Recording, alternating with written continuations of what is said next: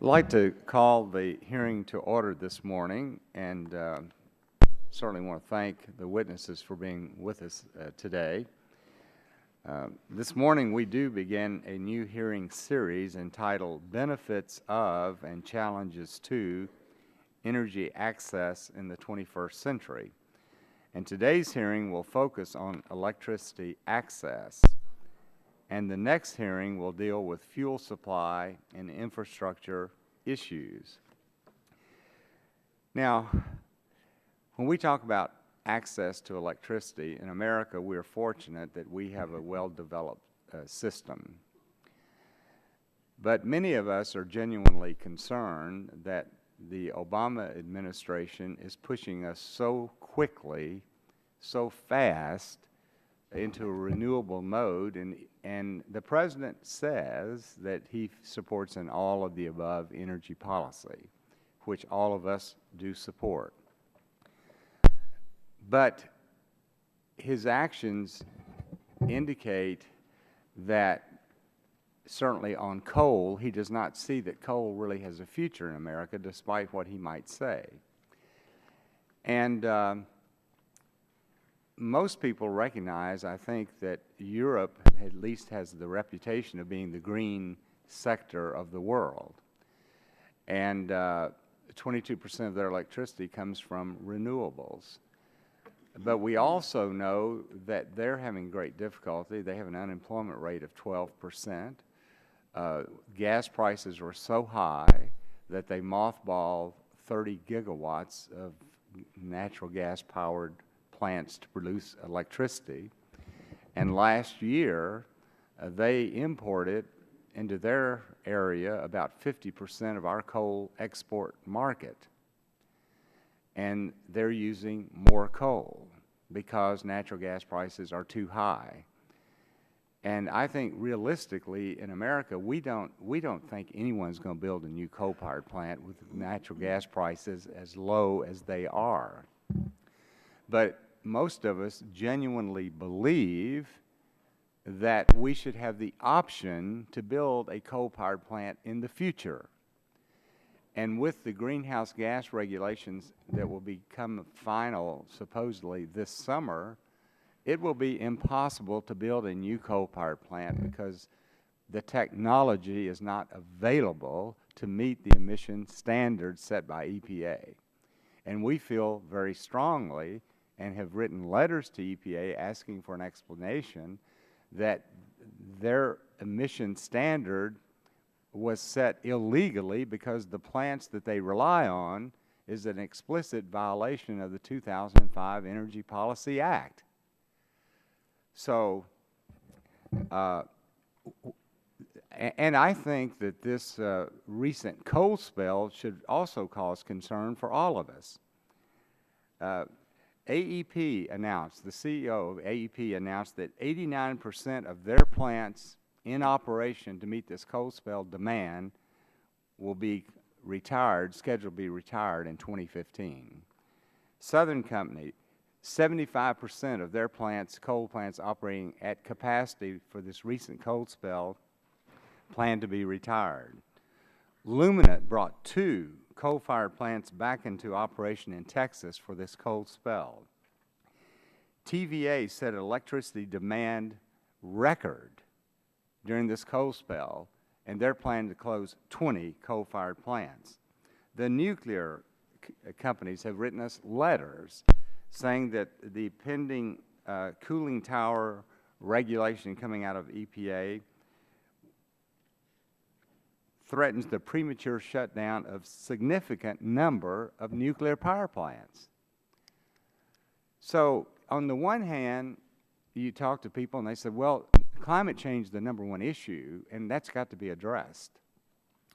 On the other hand, if people's reliability are threatened and if we can't compete in the global marketplace because we're eliminating one source of fuel that we might be able to use in the future, then we're threatening jobs and economy. But one of the most disturbing things from my perspective is that the Obama administration is being so aggressive in making sure that the World Bank And even they attempted the Exim Bank and the Asian Development Bank and other financial institutions will not provide funding for a coal plant to be built anywhere in the world.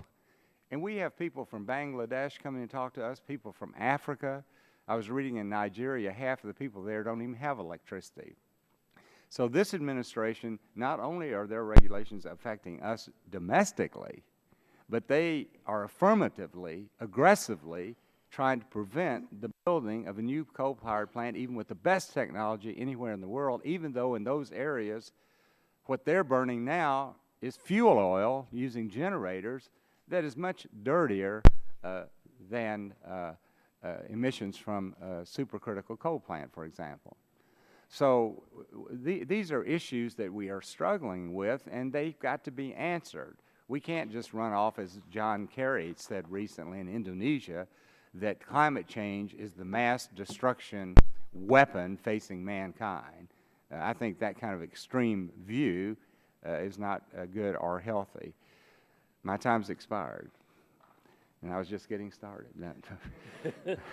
At this time, I recognize the gentleman from California, Mr. McNerney, for an opening statement. Well, I thank the chairman. I want to thank the witnesses for coming out here today, despite the weather and whatever obstacles you may have had. I just want to say a little rebuttal to my to the chairman, who I have great respect for. But coal does have a future in this country, but we need to implement carbon capture and sequestration technology and develop that technology, which would be a benefit to the coal industry. That being said, electricity and energy production and our environment are interconnected, and it's essential that we continue efforts to produce energy in a responsible way. We know, as has been confirmed by the world's leading scientists, that climate change is happening and that human activities, including burning fossil fuels, are driving this change.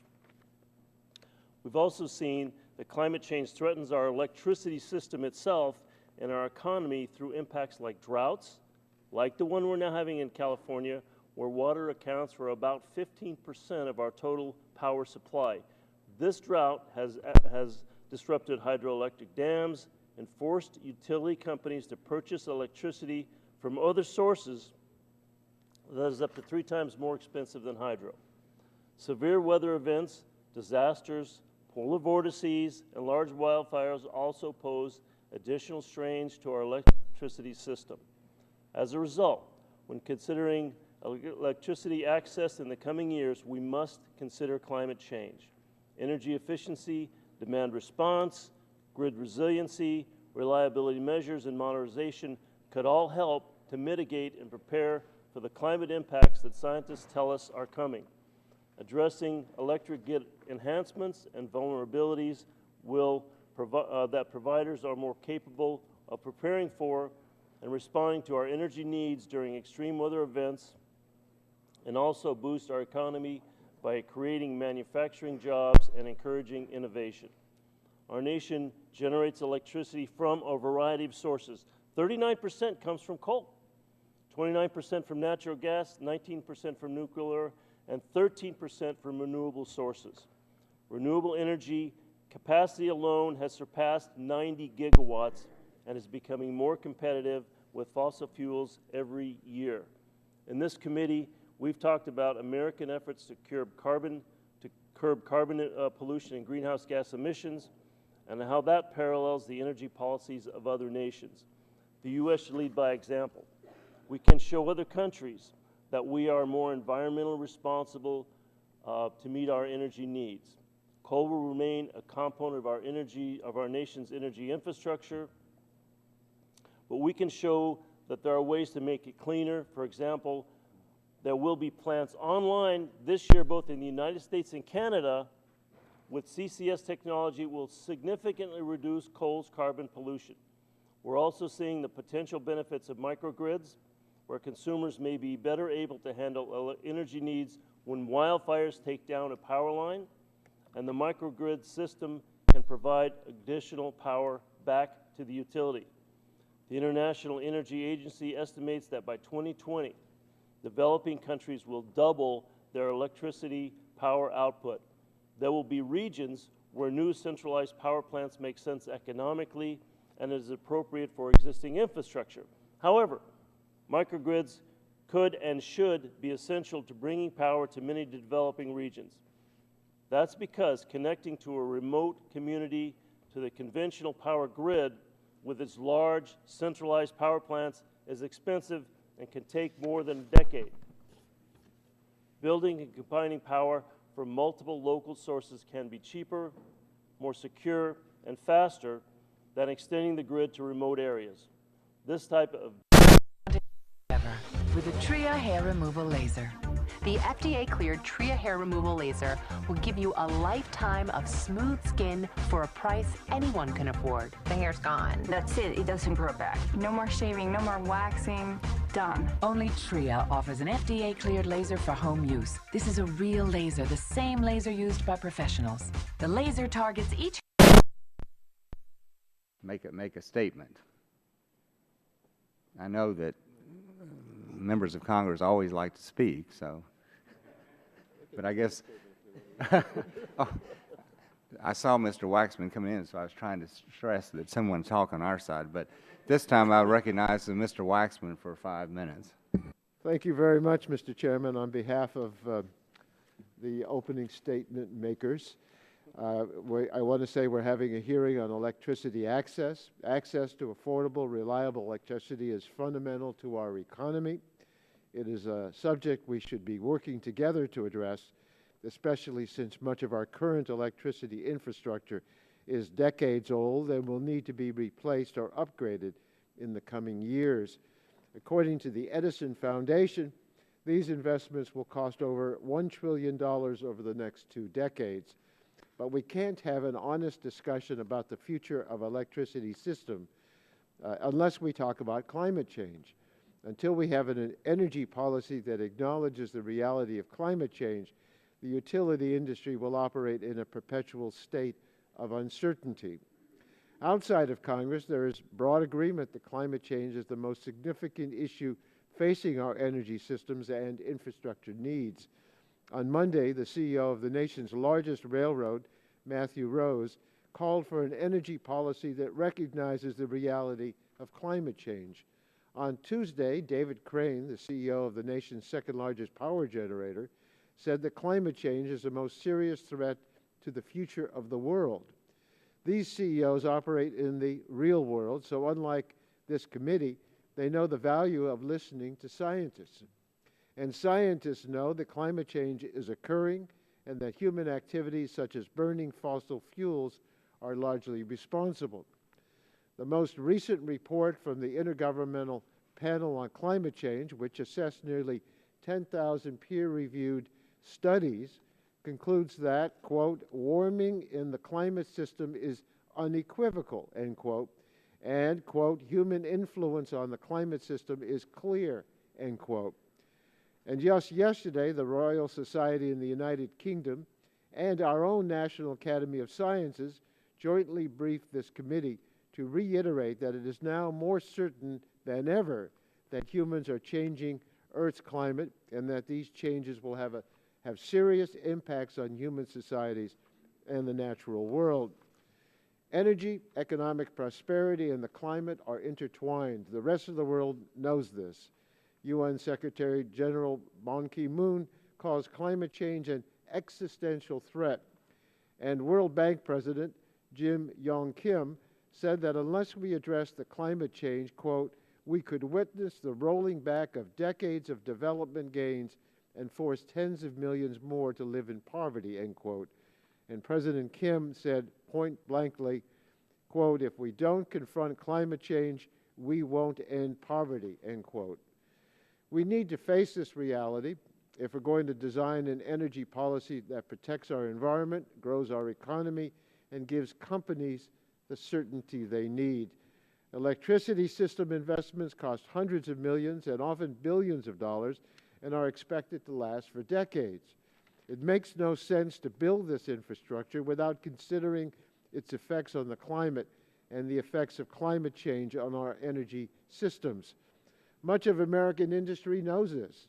Even ExxonMobil screens investments using a price on carbon of $60 per ton. Most other major oil companies assume carbon prices as well. Walmart Walmart, Wells Fargo, Delta, GE, Google, DuPont, all are using a price on carbon to guide their decisions. As we'll hear from one of our witnesses today, Synapse, even utility companies are assuming carbon prices in their planning. According to a recent survey, quote, carbon pricing has been standard operating practice in business planning, end quote. But it is still anathema even to discuss the idea in this committee. We need to stop denying science and start listening to the scientists and enlightened business leaders if we're going to succeed in crafting a sustainable energy policy for the future. For the information of our witnesses and our guests at this hearing today, despite repeated requests to have a hearing with scientists, we haven't even gotten a response to that request, let alone a hearing. So we have a willful ignorance in this committee of the reality of what's happening in the world today as we look at energy policy. Thank you, Mr. Chairman. Yield back my time. Thank you, Mr. Waxman, and that concludes our opening statements. And so once again, I want to welcome the witnesses. Thank you for being with us today. We have a distinguished group of panelists that will provide great insights into this issue that we're talking about, energy access and the benefits and challenges of that. Our first witness this morning, and I'll introduce all of you and then we'll go back, but we're delighted to have Mr. Edward Finley, who's the chairman of the North Carolina Utilities Commission. Mr. Finley, thank you for being with us. We have Mr. Bruce Bywald, who's the chief executive officer of Synapse Energy Economics.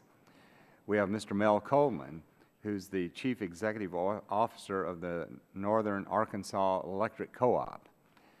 We have Mr. Paul O'Brien, who's the vice president for policy and campaigns at Oxfam America. And then we have Dr. Todd Moss, who's the chief operating officer and senior fellow at the Center for Global Development.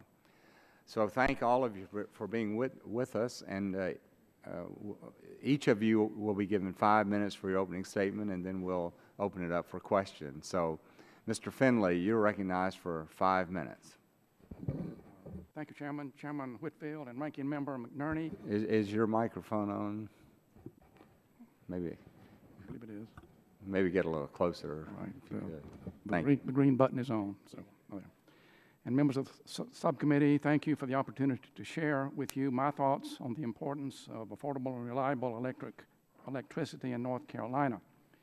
By far the most difficult aspect of my job is to conduct public hearings at which consumers appear and implore us commissioners to reject utility requests to raise rates. The testimony often is poignant and heart-rending. If you approve this request, I will be unable to pay both the power bill and to pay for the medicine that I need. We listen to testimony for hours at a time in hearings from one end of our state to the other.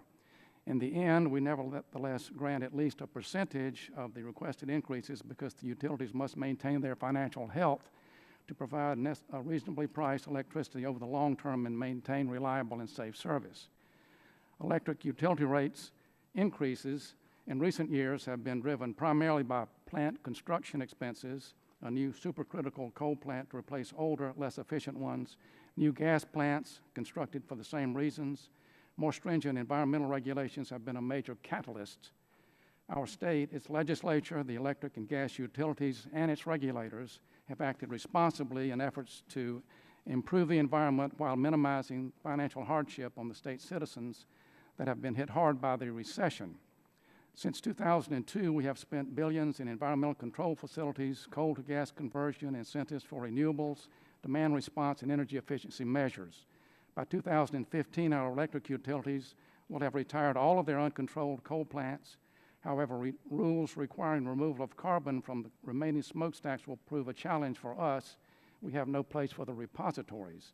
In 2007, the legislature enacted the first renewable energy portfolio standard in the Southeast. It calls for 12.5% of the electric sales to be from renewables and energy efficiency by 2021. For Duke Energy, demand-side management and energy efficiency is projected to meet 1/3 of the projected demand growth over the next 15 years, and for Progress Energy, 20%. We have followed in all of the above policy, seeking as best we have been able to balance the requirements to keep energy prices affordable while anticipating, assisting to formulate and to comply with the rules to protect and improve the environment.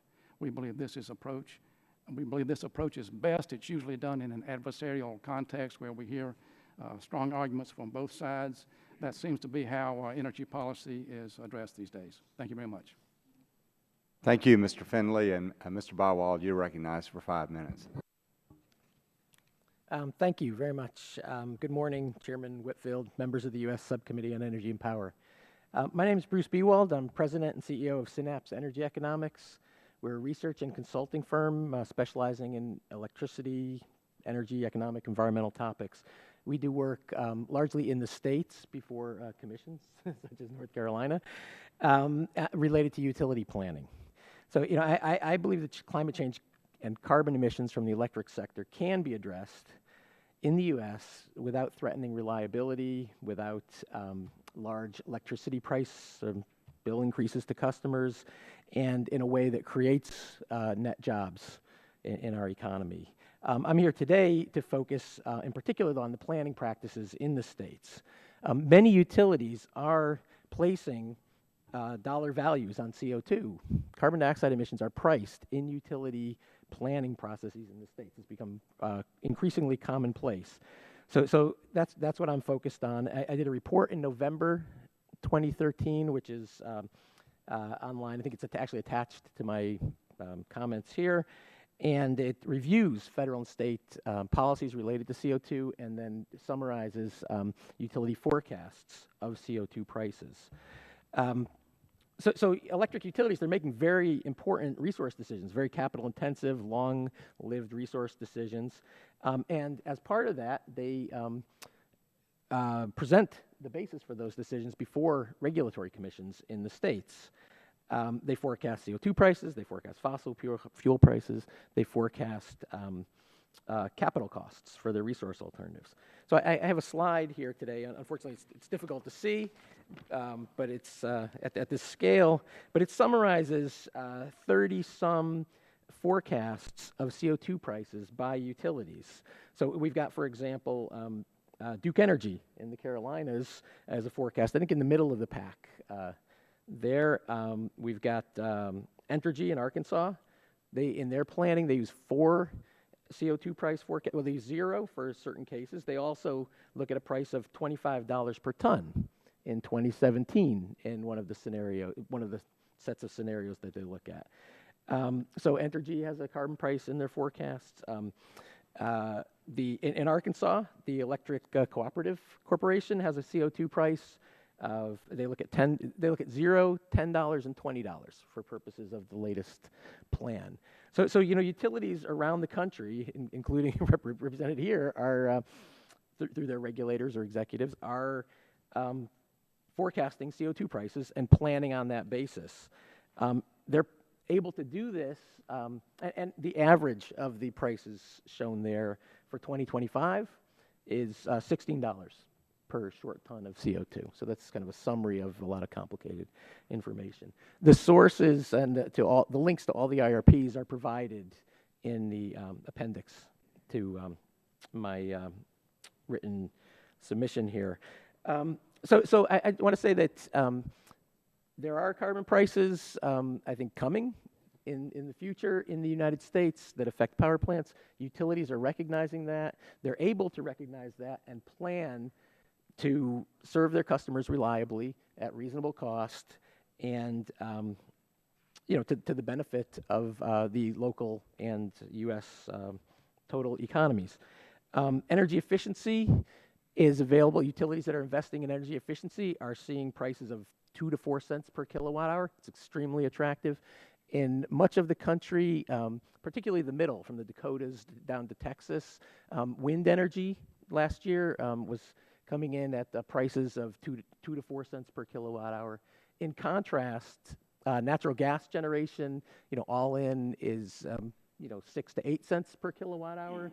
And the coal-fired power plants that we've been discussing, whether they are new coal-fired, well, existing coal-fired power plants with the upgrades that are required, are at prices significantly above that, typically. It varies by region, it varies by plant. It's important for utilities and regulators and others to roll up their sleeves, look at the details, and make sound long-term planning decisions.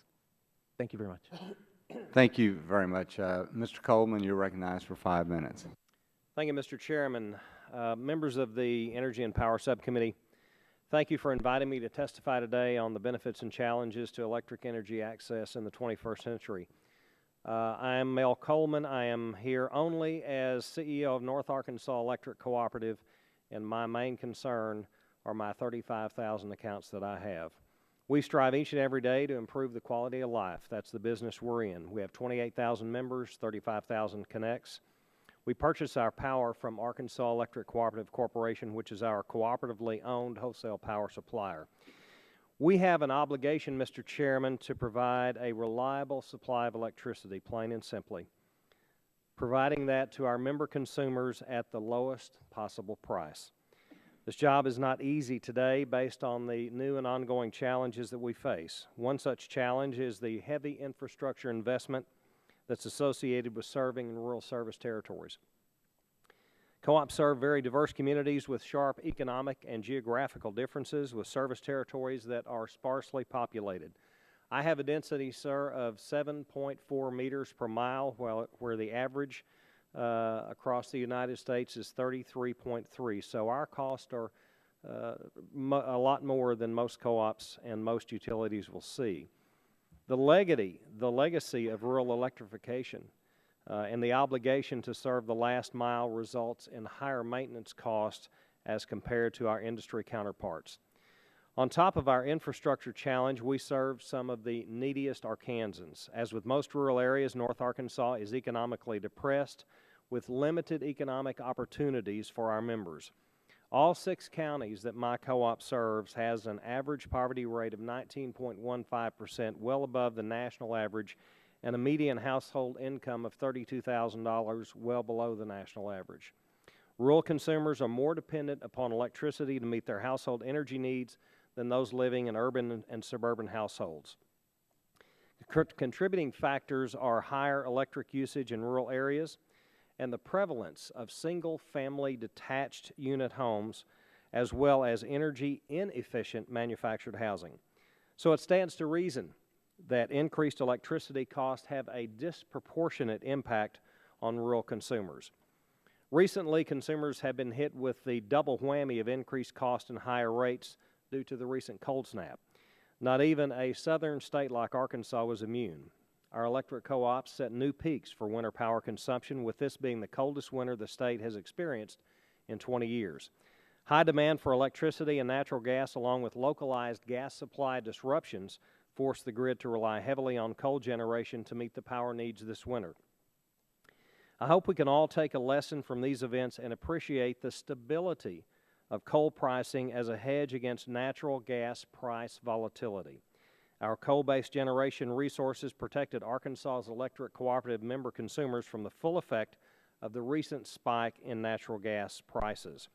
This winter proves that such a move to shut down coal plants, and EPA's goal of shutting down coal plants, would jeopardize reliable and affordable electricity for my members.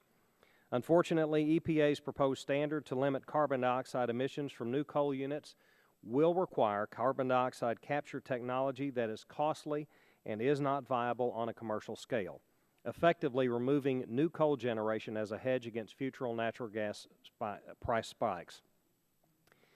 EPA's climate regulations may well be the greatest threat facing our industry.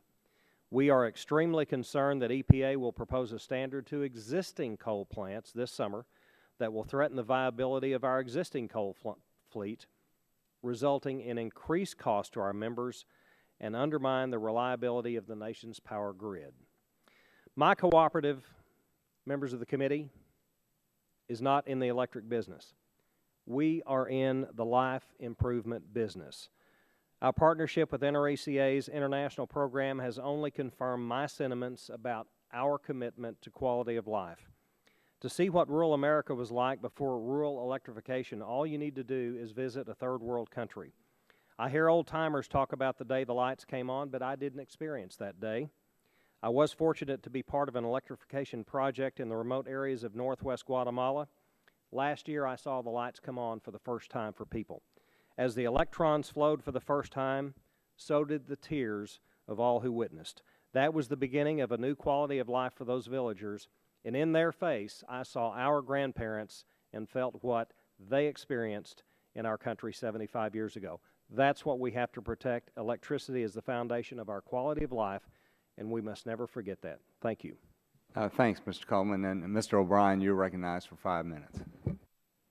Thank you, Mr. Chairman, and thanks, Ranking Member McNerney, for your comments and for inviting us here. Oxfam America is part of a collaboration of 17 affiliates, and we work in 90 countries around the world, kind of in the same business as Mr. Coleman, trying to improve lives. And those are touching reflections, and we've experienced those ourselves. We see energy poverty and what it means to people on the ground all over the world where we work. I lived in Afghanistan for 5 years, and I saw the same thing. I saw micro hydro dams turn on electricity for girls who were able to do schoolwork for the first time. In Sudan, I saw pumps that electricity was allowing water to come out. Women no longer had to walk through insecure areas. It literally changed their lives, may have saved them. East Africa, in more remote areas, I saw what refrigerated electricity can do for the medicines that rural communities in remote places can have, and health clinics work all day long. But we've seen something else happening in the last few years that we are also trying to work on the ground, and that is the devastating impacts of climate change for poor communities. We feel that they are the ones who face it first and worst. They are 20 times more likely to face a climate disaster in their lifetimes than the non-poor. So what has that meant for us? Well, it means two big things. One, it means that we as Oxfam have to spend a lot more time trying to help people be food secure in an increasingly insecure environment. We work in places like Mali, Ethiopia, Nigeria, Senegal to help farmers develop resilience practices so that they can cope with unpredictable weather. We've watched in the last few years food price spikes, and of course these are far worse for poor people because they're spending 70% of their income on food. So corn may not be at an all-time high now, but it was just a couple of years ago, and our estimates and our research tells us that corn is going to double in cost in real terms over the next 20 years due to climate change. The other big thing we see besides food insecurity is climate-related disasters. We've worked with victims of flooding in places like Pakistan and Bangladesh. We've helped communities recover from coastal incursions by extreme weather in the Gulf Coast of the United States, in Haiti, and very recently in the Philippines. In the next 40 years, we estimate that somewhere between 150 million and 1 billion people are going to be displaced by climate change. The US is already one of the most generous and effective responders to disasters around the world. But are we going to be able to cope? Already today, we're dealing with South Sudan, Syria, the Philippines, the Central African Republic.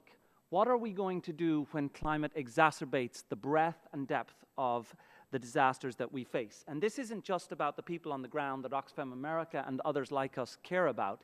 It's also about all of the security and political unrest that comes when you face those kinds of disasters. What are we going to do?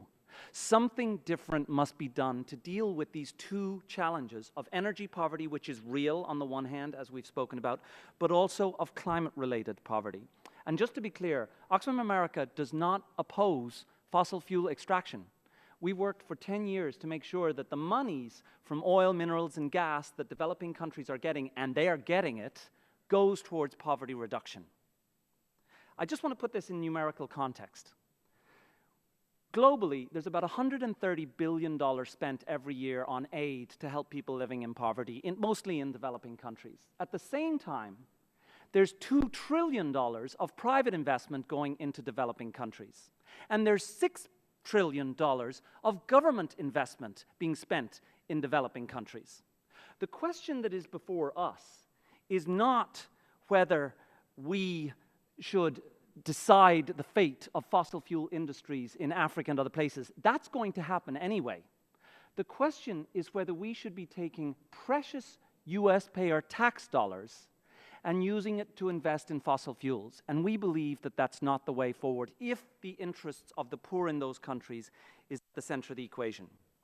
So today, the Electrify Africa Act is being marked up by the House Foreign Affairs Committee, and we, Oxfam, and many organizations like us are advocating that the Act adhere to 3 core principles around access. First, it should be prioritizing access and not just production. Secondly, let's remember that in the end of the day, whether communities and countries have viable access to electricity is going to be the responsibility of their own governments. And everything we should do should weaken, not undermine those governments. Whether we like it or not, they're going to be responsible for maintenance and for ensuring that revenues are connected to sustain their energy economies. And finally, we believe that the Act should be prioritizing renewable energy development. And just a couple of quick comments on why. First, we believe that fossil fuel do not internalize the actual cost of their production, their cost to communities, their cost to countries, their cost to the planet. If they did, we believe that they are actually far more expensive than renewable energies. Secondly, we know where the poor are living. And although some will say that the numbers around urban poor are high, maybe as high as 200 million, we don't think it's that high. Even in a place like Africa, most people, 400 million, are living in rural areas where you cannot access them with centralized grid planning. You need mini-grids, you need off-grid plans. I watched in Afghanistan in the early 2000s. Mr. O'Brien, excuse me, I've let you go over a minute and 15 seconds, so Okay. if you just summarize. I will close with one sentence. Renewable energy costs, we believe they're going down, and we'd like more creativity and innovation by the United States. But thank you, Mr. Chairman, for allowing me the time, and I look forward to your questions. Thank you. Dr. Moss, you're recognized for 5 minutes. Thank you, Chairman Whitfield and other members of the subcommittee. Energy access is increasingly relevant to American business and U.S. foreign policy interests, especially in the fast-growing emerging markets. As a development policy scholar at the Nonpartisan Center for Global Development and a former State Department official, I'm going to focus this morning on the international dimensions and what the U.S. should really, what can and should be doing about it. I have 3 points this morning. One, the energy gaps are huge and very harmful. Second, the U.S. can and should be a leader in expanding energy access abroad. And 3, to succeed, we have to be honest about how our policy choices may have the practical effect of denying power to the world's poorest. First, more than 1 billion people today live without electricity. Turning on a light, heating our homes, using a computer or a fridge are things that we in the United States view as simple conveniences of modern life. In Africa, as we've heard, some 600 million people, almost twice the population of the United States, live with no electricity at all. Even those with access to power use an absolute fraction of the power that we do. I was recently shopping for a new refrigerator with my son, who's here with me today, and I was reading those little yellow Energy Star tags. And my new fridge uses 5 times more power per year than the average person in Tanzania or Liberia. This lack of electricity is devastating to both lives and to livelihoods. Without electricity, people are forced to cook with wood and charcoal. This creates indoor air pollution, which then leads to premature death.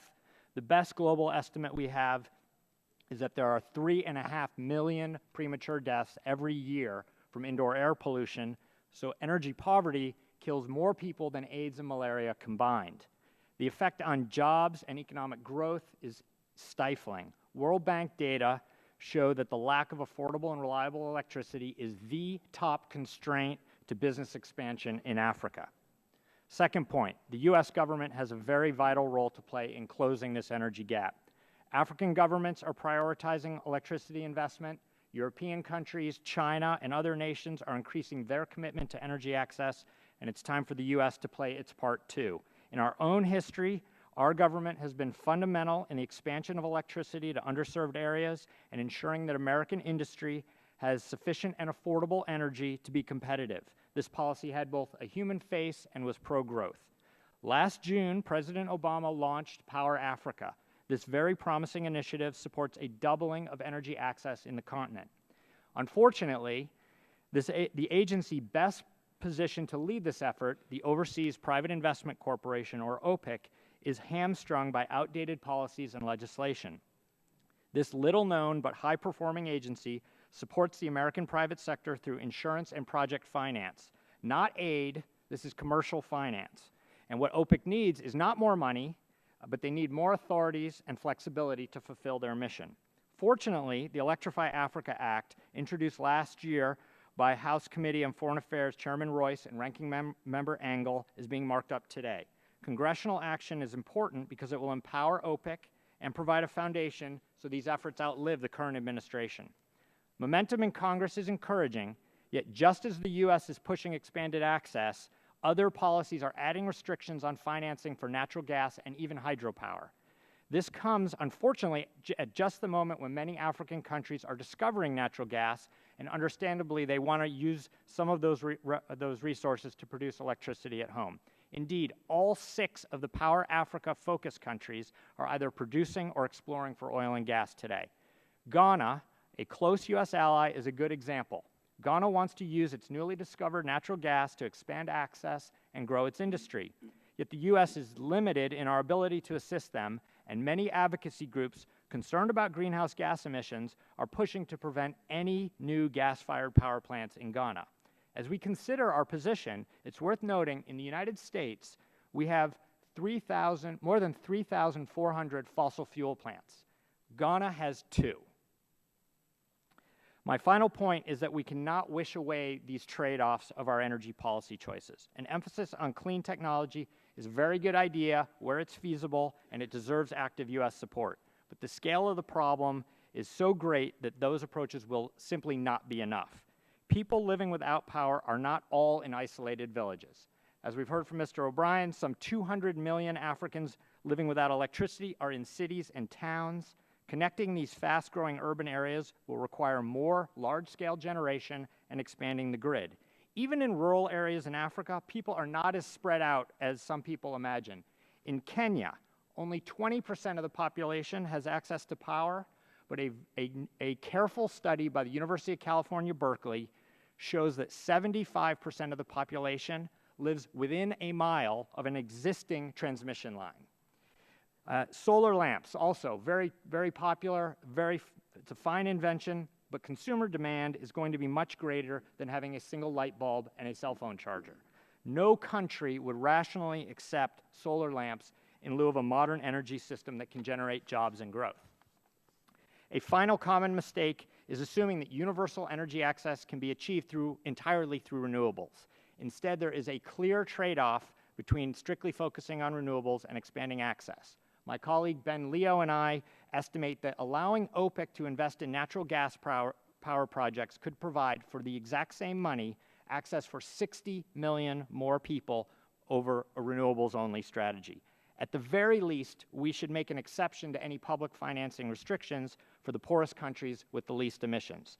To conclude, no one would openly argue that we should fight climate change on the back of the world's poor, but we must be very careful not to burden the poorest nations with romantic notions of an energy future that does not yet exist.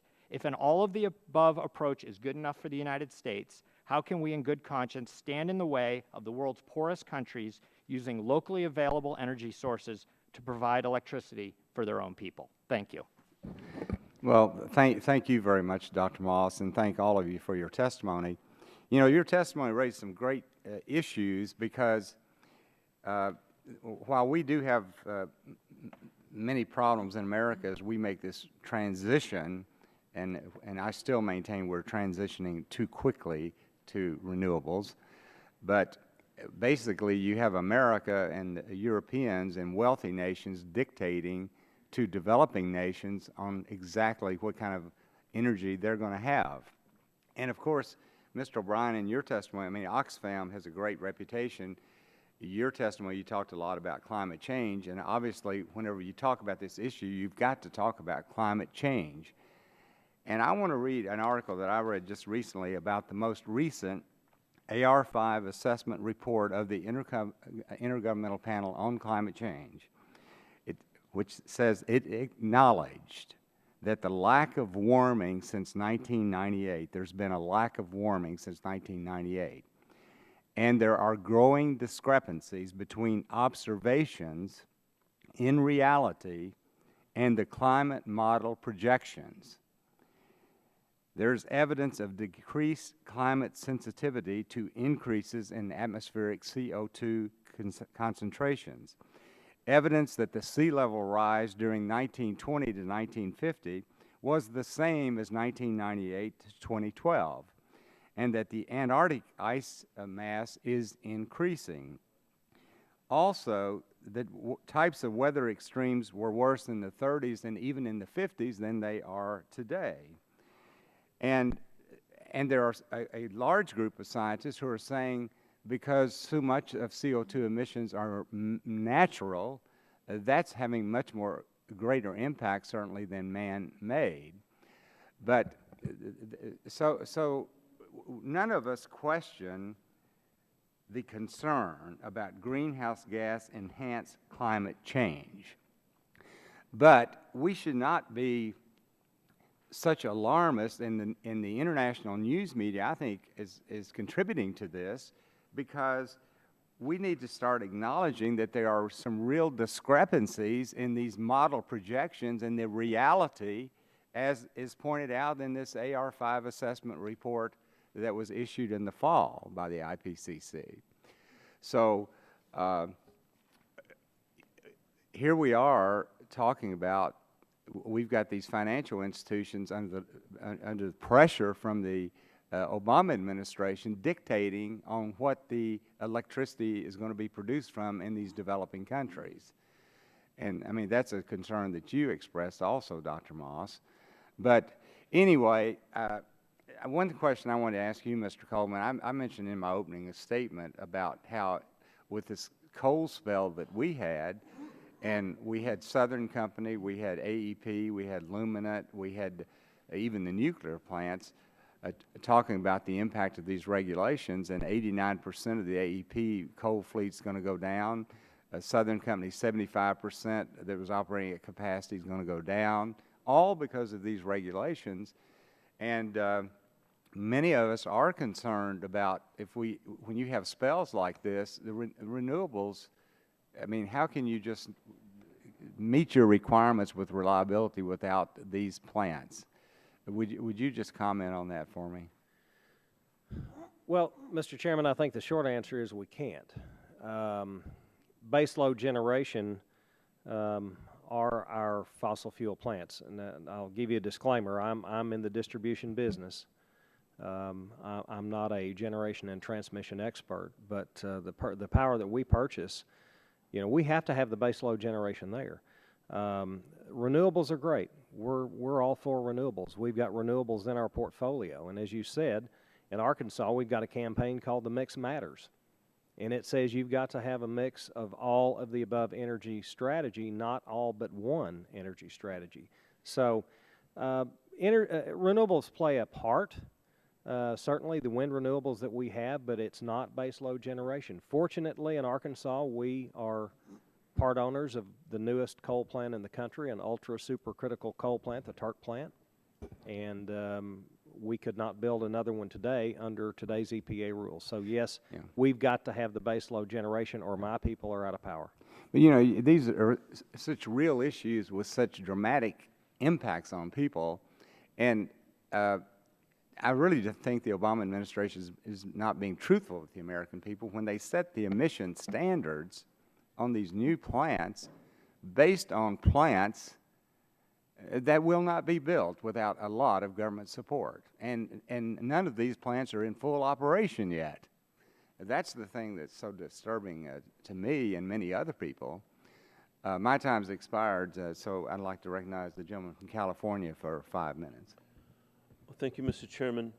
What I'm hearing this morning is a conflict between the legitimate desire to provide electric power to people in the world to make their lives better so they can live in a modern world, on the one hand, and on the other hand, providing electric power requires fossil fuels to be burned, which increases the problems associated with climate change. So the risk, in my opinion, of the climate change is the bigger risk, but we can't overlook the need to provide power. So that's the fine line that we need to develop and to walk. And to say that one side or the other is totally right or wrong is missing the point, in my opinion. Mr. Bywald, you had an interesting comment, I believe, in your opening statement that you thought that it was possible to provide responsible power and create jobs without increasing the price of electricity. Would you expand a little bit on that, please, in a minute or so? Absolutely. In the states that we've looked at, it's perfectly plausible with a little bit of planning to retire some coal plants and replace them with alternatives that really don't cost any more. In fact, in many cases, cost less, and so it helps the consumers. We looked in Kentucky, for example. We did a study where adding efficiency and renewables, displacing some fossil fuels, added 20,000 net jobs by the year 2020. So it's sort of helping the economy. It's keeping the reserves at a level that is required for reliability and at reasonable cost to customers. Would that increase the price of electricity for the customers? It need not. What happens is the efficiency opportunities are so inexpensive and such low-hanging fruit and so attractive that those are available and decrease the prices a lot. The renewable prices are a mix. Some renewables are less than the conventional supply and some renewables are more. In terms of intermittent renewables coming on the grid, say wind, as Mr. Coleman points out, we need to serve baseload demand for electricity, but that baseload can be served by some mix of resources, including, say, wind with natural gas backing it up. So that provides, in combination, baseload power that serves that baseload demand reliably. Thank you. Mr. O'Brien, I'd like you to sort of expand that discussion to the international situation. Well, how could we provide power to international customers that don't have power now using a responsible low carbon emission method? What's changed radically for us as a development organization is where the wealth that's driving economic growth is coming from. Let's take countries we've been in the last several decades.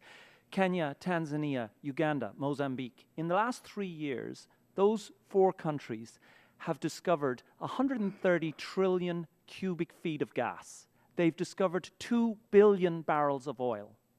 They don't need our help to burn more fossil fuels. In the same environment, they have populations facing extreme weather events all the time. They've got coastal regions where fishing communities are being wiped out. They've got farmers who are losing their livestock and their crops. What we are asking is that the United States plays a leadership role in helping the global economy move off an over-reliance. We want to be the ones associated with the hospital in Haiti that is able to run through solar power an entire hospital to cater for 6,000 patients. We want to be associated with that. So another thing that scares me about climate change is the potential to drive political and military conflicts. Would you expand on that a little bit, please? Today, there are 2 billion people under water stress. Many of them live in insecure regions where the governments don't have confident control of their territories, and they are not, frankly, anything close to the kind of strong democracies that we would like to see. Climate is only going to exacerbate local tensions based on lack of access to important resources like water and so on. If we don't tackle the consequences of climate change, we are going to be dealing with the stresses on governance and on security in much of the Sahel, in much of Central Asia, where I spent a lot of time, and in many other areas which are really facing water stress is perhaps the easiest way to understand it. Well, thank you, Mr. Chairman. Sir. This time I recognize the gentleman from Texas, Mr. Barton, for 5 minutes. Thank you, Mr. Chairman. You may have done this before I arrived, but we have former Congresswoman Joanne Emerson in the audience, and if she wasn't introduced, we welcome you back to the committee. We're glad to have you in your new position today. Yeah, thank you for doing that. We hugged and kissed before, but we didn't do it publicly. Well, I missed out on that, unfortunately. Dadgummit. We've been throwing around a lot of terms here today, Mr. Chairman, and just for the record, I want to try to clarify some of these before I ask some policy questions. My first question, and I don't know who to ask this to, I guess the gentleman, the Utilities Commissioner from North Carolina, Mr. Finley, is the cost of CO2 the same as the cost of carbon? Well, there's a lot of ways to measure the cost of carbon. Of course, carbon involves more than CO2. It involves methane and other types of gases. I'm no expert on the cost of carbon, so that's about the best answer I can give you. Okay. Well, let me try it another way. When we talk about the cost of CO2, are we talking about the actual cost of obtaining CO2 for a productive purpose, such as oil field injection or something of that sort, or are we talking about the cost of complying with various CO2 remediation and reduction regulations? In my opinion, it's the latter as opposed to the former. There's a lot of cost involved in taking the CO2 out of the smokestack and making the plants compliant with whatever regulations that we do come up with, and retrofitting plants to be able to accomplish. So we're really talking about the cost of regulatory compliance. I think that's a large cost, yes. Does Yes. anybody disagree with that? Anybody in the panel? I don't see. Well, I think we're talking. Some people do talk about the cost of buying CO2 as an industrial product. That's really no one here today. But that's not what your chart was. No, and my chart has to do with the price of carbon or carbon dioxide for purposes of planning. So we're certainly talking about that. Some of us are also talking about the societal cost of the carbon emissions, so the cost of the damages associated with the carbon emission. So there's both sides to it. Which is a very subjective thing, very speculative. This pencil lead is carbon. I know what that costs. I know what this pencil costs. Your charts and all this, it's in the eye of the beholder what you want to apply to that. At least in my opinion, it is. So, do these compliance costs result in any increased efficiency in the generation of electricity or any lowering of electricity cost? I'll ask the gentleman from the electric co-op in northern Arkansas that question.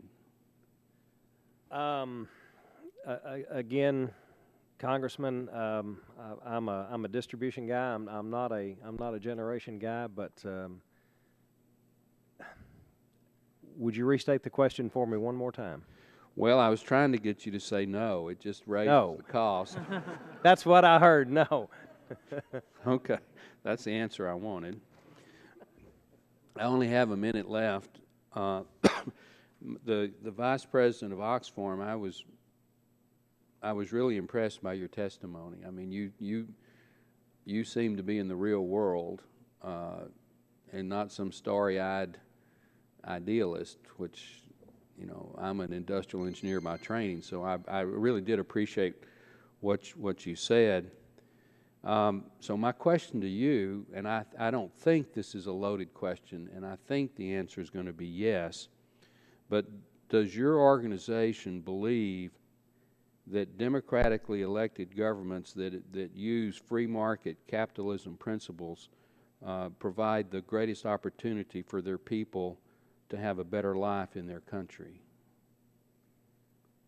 Yes. Okay, good, good. We've a way to go to get there, but yes. Okay. Now, I wish I had another 10 minutes or 5 minutes because I would really like to get into, I actually support a lot of what you said about in these developing nations, a baseline power grid system like we have in the United States is not the most efficient means of providing power in these developing countries where they're so spread out and they don't have the infrastructure.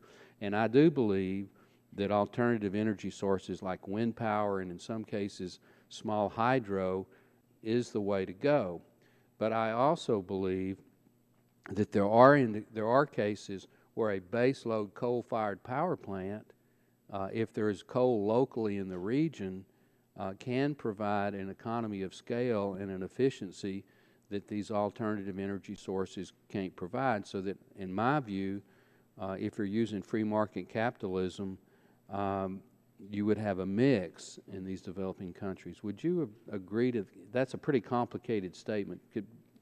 I'll tell you what I saw. And then I'll yield back to the... And very briefly, in my 5 years in Afghanistan, I saw major infrastructure projects around energy start and flounder because the government was weak, like you say, or didn't have the capacity to get things going, or it got stolen, or there wasn't security on the ground to actually move the thing forward fast enough. But at the same time, I went to some of the most remote places and saw small micro-hydros literally change the options for women and children. Right. And I see what's going on in Pakistan today, and even if we get those lines across Afghanistan to provide power, I don't believe that government has what it takes to collect the revenues needed to sustain a big energy economy. That's why I think in many respects, if we want to meet real needs, we've got to go smaller and meet people where they're at. I agree with that.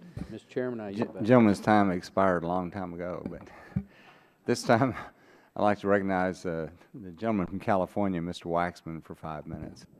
Thank you, Mr. Chairman. I'll try to do my questions within the 5 minutes, but I see that you're being liberal and allowing people to go over. But I'll try to stay within the 5 minutes.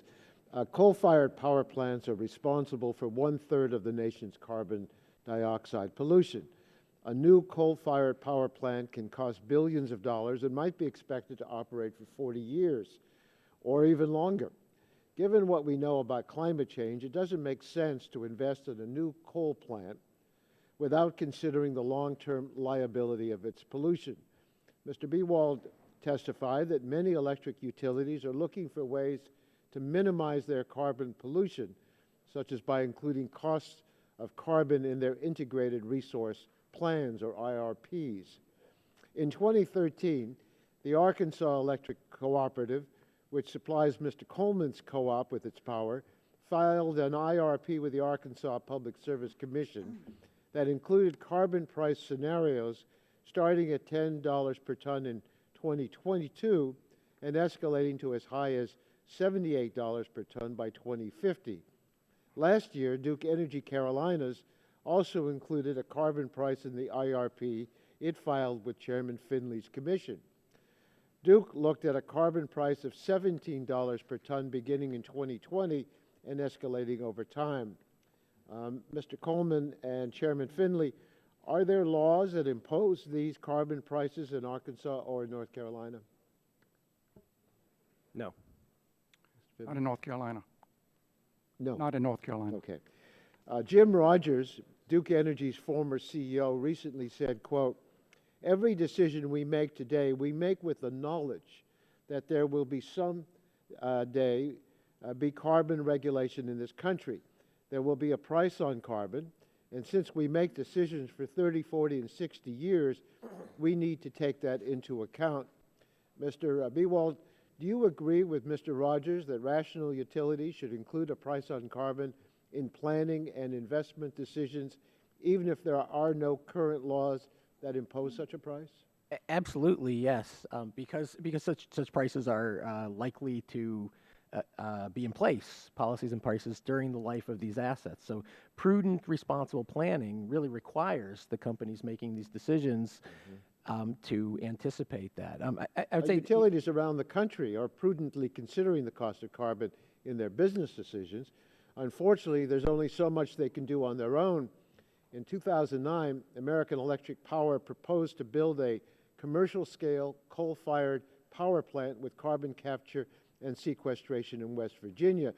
But AEP had to cancel that project when state regulators wouldn't approve the costs because no existing laws required AEP to reduce its carbon pollution. Mr. Biewald, are other utilities likely to be able to finance technologies such as carbon capture and sequestration if there are no legal requirements to control carbon? I would say in general, no. It would be difficult for commissions to approve those kind of expenditures and put them on the backs of the customers. Even a new coal plant without carbon capture and sequestration is sort of economically unviable in the state. So it's not about the carbon, and in that regard, it's not about the carbon policy or the price of carbon. It's just the market economics of producing kilowatt hours. Well, EPA's forthcoming power plant rules would provide the regulatory certainty utilities need to build cleaner coal plants in this country. Yet House Republicans recently passed the Whitfield bill out of this committee, which would block EPA's rules. House Republicans may not believe climate change is real, but virtually no one in the scientific community holds this position, and responsible businesses don't either. This committee needs to stop ignoring reality and start finding solutions to climate change. In his questions a minute ago or so, Chairman Whitfield read some out-of-context quotes to suggest that climate change has paused and that there is less reason for concern. He could not be more wrong. Yesterday, the Royal Society of Great Britain and our own National Academy of Sciences published a new paper entitled, quote, Climate Change, Evidence and Causes, end quote, that specifically addresses these and similar denialist arguments. And let me read you a key section.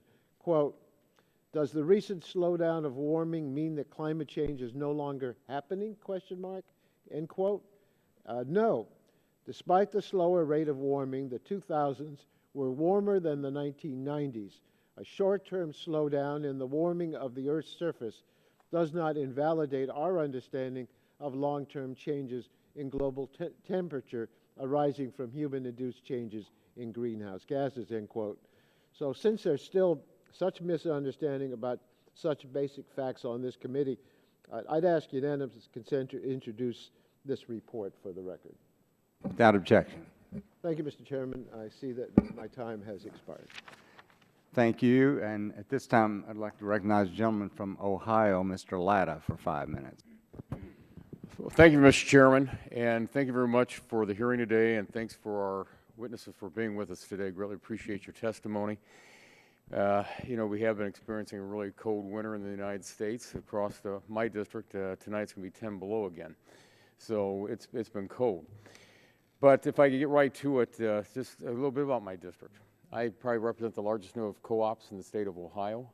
I probably represent the largest number of farmers in the state of Ohio. I also represent about 60,000 manufacturing jobs in the state of Ohio. And as I believe Mr. Coleman had said a little bit earlier, that you need baseload capacity to turn these machines on, and what you need to do to power up. And that's what we have to have in my area, to make sure that people are back at their jobs in the morning working. And if I could, Mr. Finley, I noticed with interest on page 4 of your testimony, you're describing you know, some of the declines in your furniture businesses and things like that. And on page 5 that you know, you're out competing for business across the country, and businesses are out there looking at price and reliability. How important is it to you to have that power out there to make sure that you can bring businesses into your state?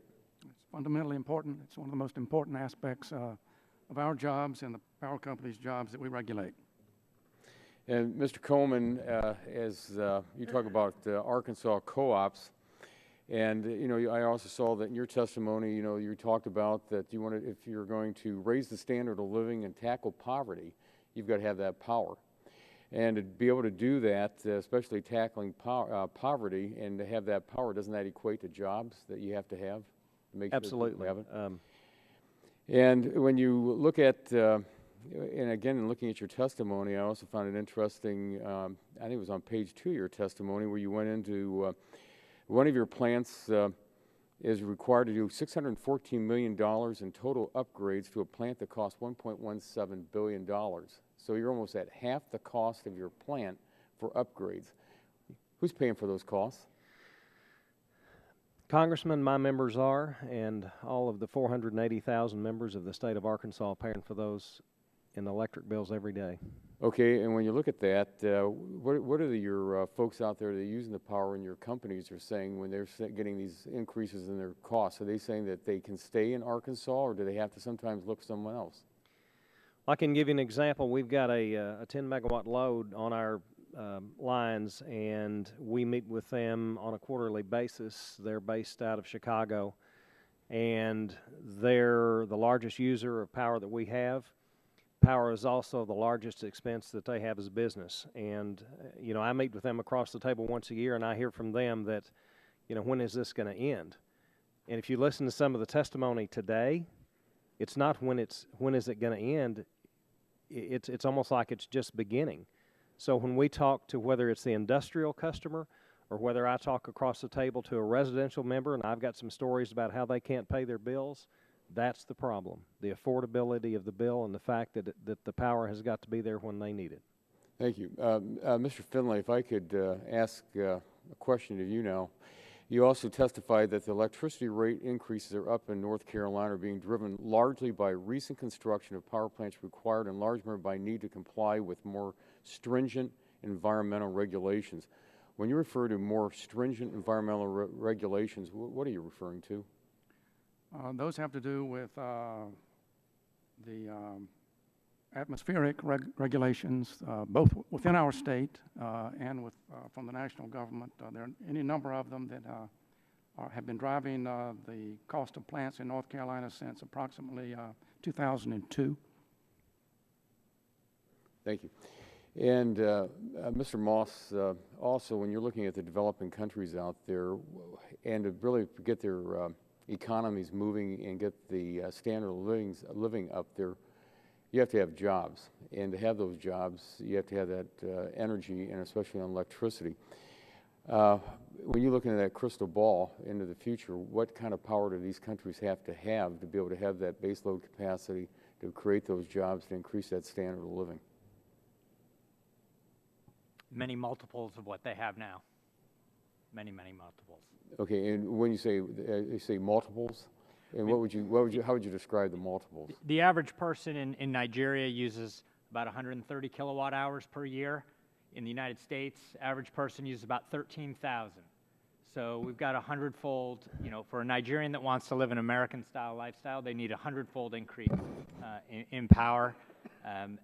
There's an aluminum smelter previously owned by an American company in Ghana that's been running at only 20% capacity for the sole reason that they do not have enough power. Thank you. Mr. Chairman, I see my time has expired and I yield back. Gentleman's time has expired. This time I recognize the gentleman from New York, Mr. Tonko, for 5 minutes. Thank you, Mr. Chair, and thank you to our panelists for some interesting discussion. Mr. O'Brien, in your testimony, you referred to the International Energy Agency's scenario for universal energy access, which has 65% of the energy coming from renewable sources. The model for the electricity sector in the developed world, large-scale central generation with power delivered to customers over a network of transmission and electrical lines, is about a century old. OPICS and the Exim Bank have been operating for years without any energy cap, and these countries have had access to the technologies that make up this traditional generation and delivery system for years. This model hasn't delivered for these people, so this doesn't seem to be a realistic model for energy access by the poor, especially in rural areas. Would you agree with that statement? Yes. And the finance model for our electricity sector, where central generation and delivery costs are paid by the ratepayers, also doesn't seem realistic for people who operate in a cash or barter economy and spend about 75% of their incomes on food. Would you agree with that? Yes. It seems to me that analogies to the situation with, or analogous to the situation with landline-based telecommunications versus cellular communication, that the improvements in renewable energy technologies and the drop in the price to acquire them seems to have been done far more to improve energy access for poor people in developing countries than our decades-long attempt to help them duplicate our model of energy access. Is that? Yeah, I had the privilege of being in both Africa and Afghanistan to watch the technology leap in the telecom sector, and it was transformative, and it wasn't done by starting from old technologies. I couldn't agree with you more.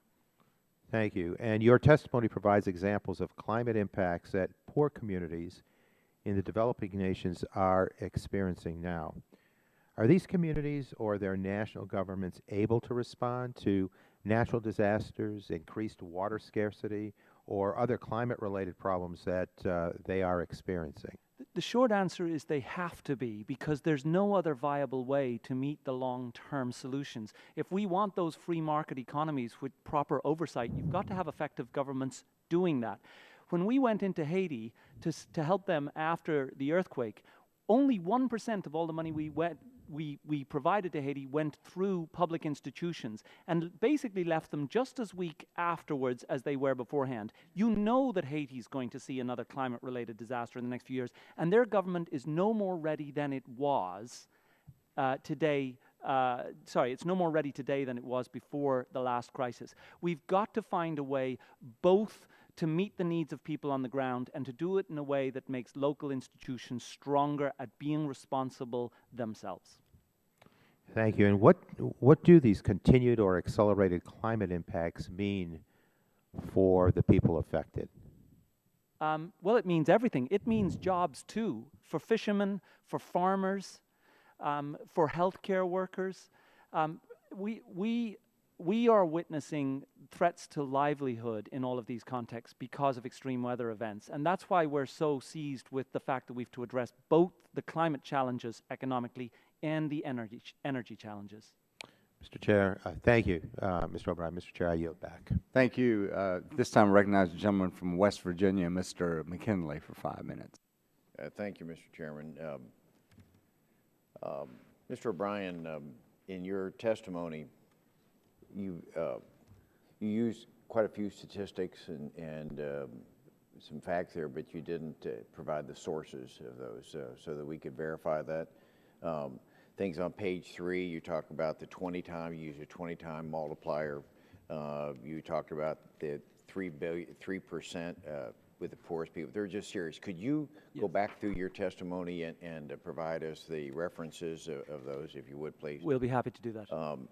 But that leads me to another, because what I heard in your comments, you raised a very interesting, quite frankly, a moral question. I think everyone on the panel and others would agree that the African nation needs affordable and dependable energy for them to emerge from poverty. And there's a consensus among economists that the best way to do that is using their fossil fuels that either they have or they can develop with that. But by virtue of some of your testimony, it came across that these Africans and other people in third world nations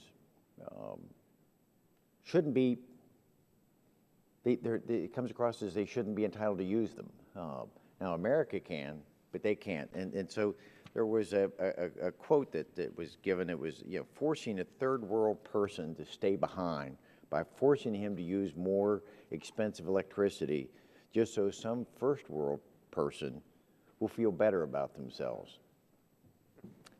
This comes across as immoral, and I'm troubled with that. And I hope that we can work together somehow to get across it, maybe change the minds of some individuals with that. But at the time that I have remaining, I'd like to hear a little bit of Mr. Moss, because you were also providing some very interesting testimony. I started talking about Africa a year ago, the problems that they have with the lack of power and how we can be exporting coal into Africa to develop so that they can emerge from poverty. And I used the model of a 60-watt light bulb. And I said, that's the total power that they have there is a 60-watt light bulb for 3 hours a day per person. That's it.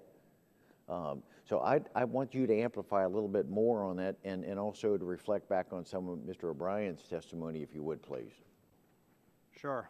I mean, I think that it's absolutely right that the poorest people in the world are going to be hit the hardest by climate change. But it's perverse to actually make the world's poor pay twice by compounding their poverty by taking measures that effectively deny them access to power. There is no plausible scenario that I have ever seen where African carbon emissions are going to affect global emissions. So if it's a global problem, the problem is in the current emitting countries. It's not, us denying Ghana 2 or 3 natural gas power plants is going to have absolutely zero effect globally. So it doesn't make sense to try to connect Ghanaian farmers who are having trouble with climate change and saying, well, let's not let Ghanaian farmers get electricity from Ghana's natural gas. That just is a logical leap that I think is, quite frankly, quite immoral. Just one other point I want to make. The IEA figures, the International Energy Agency, when they define energy access, it's for an urban household of 5 people, 500 kilowatt hours per year. That's 100 kilowatt hours per person. That is what an American will use in 3 days. So when you see these scenarios that we can provide universal energy access through nice solar panels. Yes, some clinics will run on solar panels. Yes, microhydro and other technologies are changing every day. But if your target is 3 days worth of electricity per year for somebody, of course you can do it through these other technologies. And you're not going to be able to build industry. You're not going to be able to have households that run refrigerators and washing machines and all of the things that all consumers want without being able to provide a modern energy system, which, given current economics, frankly, is going to have to be a mix, including a lot of fossil fuels in many places. And it's true that the prices of renewable technology is coming down. If it turns out that renewables are cheaper in Ghana or Kenya or Mozambique, then the regulations on something like OPIC are totally irrelevant, because OPIC is going to decide project by project on what is commercially viable. That's how they do it. So. Gentleman's time has expired. This time, recognize the gentlelady from Florida, Ms. Castor. Well, thank you, Mr. Chairman, and thank you very much to the panel. I think this is a very interesting topic, and we have many challenges ahead. Affordable, reliable electricity is very important to our neighbors back home and to the overall economy. And one way that states and utilities help ensure that electricity costs are affordable is by going through planning processes routinely, where they look at the economics of generation and conservation over the long term and then compare different options. And I know you all agree that if utilities do not adequately prepare for the future, this can impose substantial cost on the electricity system and its customers. But it seems now that these planning processes now do not meet the challenges that we face due to the changing climate. They seem divorced from the context of rising costs from extreme events. I know one of my colleagues said that those costs are often subjective, but they're real when local governments have to adapt, have to address rising sea level rise, put in our local property tax dollars to repair or replace infrastructure systems at home, and look at what the Congress has to do when it comes to disaster funding, responding to natural disasters. It has been a very high price tag that is very well documented. It seems that part of this is because the whole business model of electricity sales is outdated. There need to be new incentives for the utilities to promote conservation and energy efficiency. And some states are doing that and some are way behind. My state of Florida is kind of a problem child and needs to do more when it comes to efficiency and conservation. Mr. Buell, you know, your group has done a lot of the analysis on these planning processes. Most state electric utility planning processes really don't take into account the wider range of costs. One Florida utility commissioner recently said to me in a conversation, gosh, our hands are tied. The state law was written some time ago. We can't consider any of these cost factors outside of just that narrow ratepayer or rate increase decision.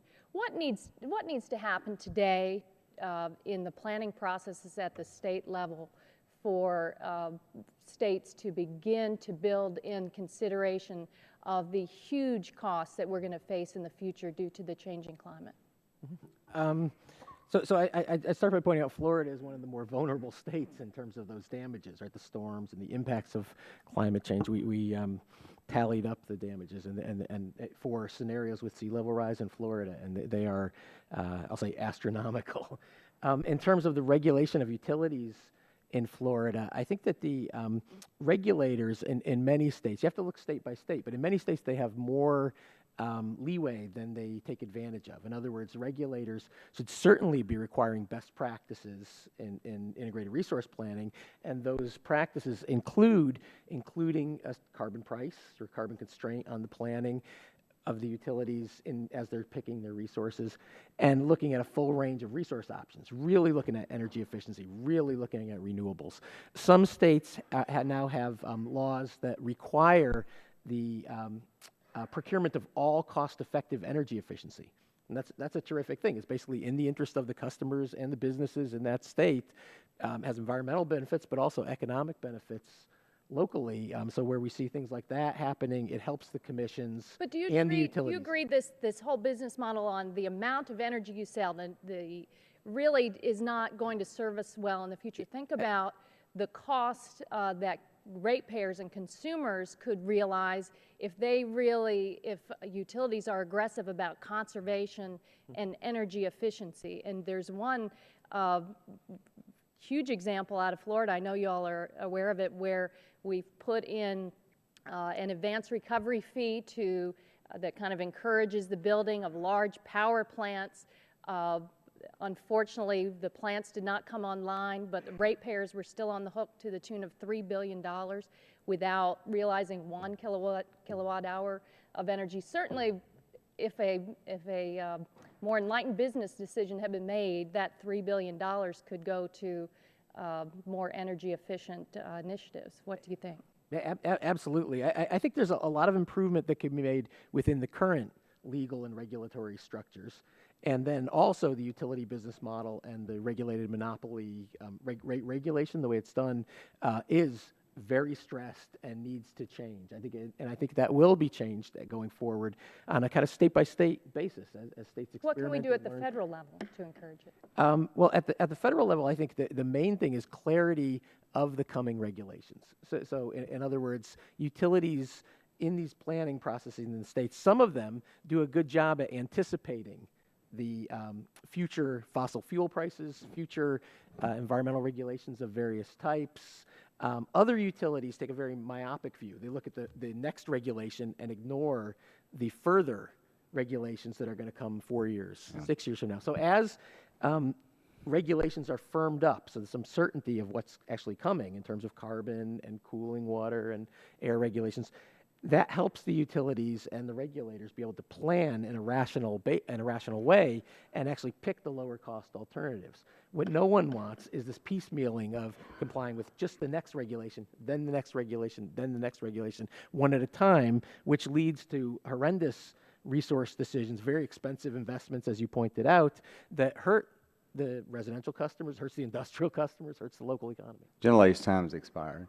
This time I recognize the gentleman from Florida, Kansas, Mr. Pompeo, for 5 minutes. Great. Thank you, Mr. Chairman. We heard from some folks on the other side today that Republicans aren't interested in solutions. What we're really interested in is that the EPA has proposed solutions that simply don't work. I asked Ms. McCarthy a few weeks back now about the 26 indicators she's got on her website, on the EPA website, about climate change, and I asked what the greenhouse gas regulations would do to each of those 26 indicators, and she said, well, you're thinking about it wrong. This is about global leadership. This is about actually impacting climate change.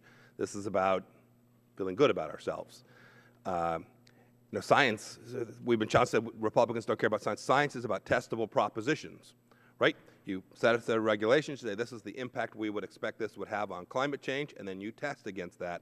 And yet the very test that's being proposed by the EPA, the administrator herself admits, doesn't work. And so I think this is all about science. I think it's about finding real good solutions that work. And Mr. Coleman, that's why I wanted to ask you a question. So you talked about we've got a greenhouse gas set of rules that are proposed for future coal power plants to be built, and you expressed some concern that they may begin to regulate current coal-fired power plant generation as well.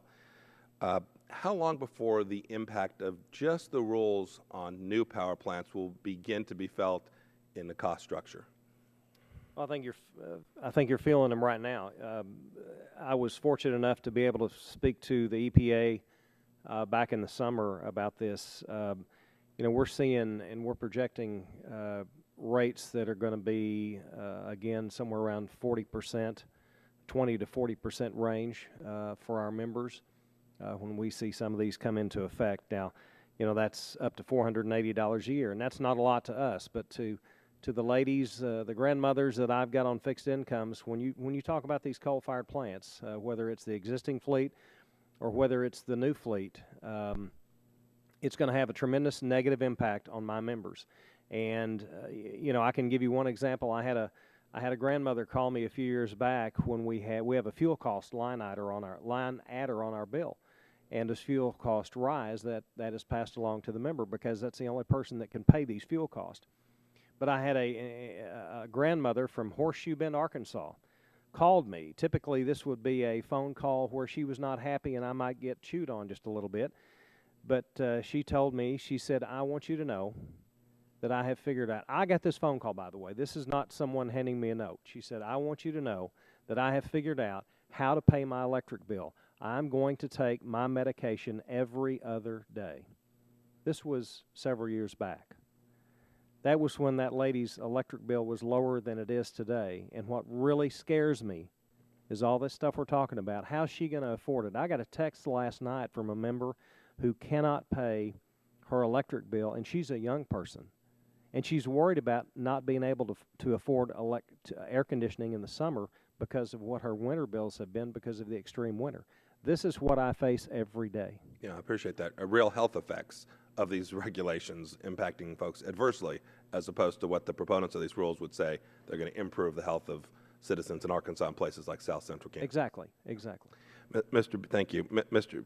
Buell, you said in your testimony that in a strip, South Dakota and south, that'd be Kansas, straight south of South Dakota, if I got my geography right. You said wind is cheaper than other forms of energy today.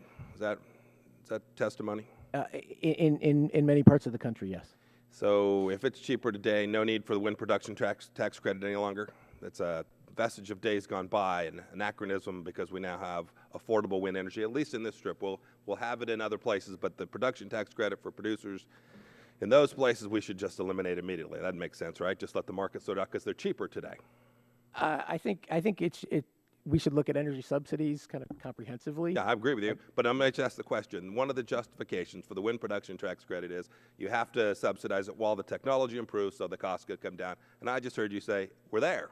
I think there are parts of the country where that is the case for wind. There are other Great, parts. I thank you for supporting me in that effort to get rid of all of those energy tax credits. For the oil and gas guys, too, I think we should get rid of them all. But it sounds like wind is at the competitive point from your perspective in at least certain places. I was also interested, I've just got 20 seconds left. You talked about companies pricing carbon today in anticipation of regulations down the road.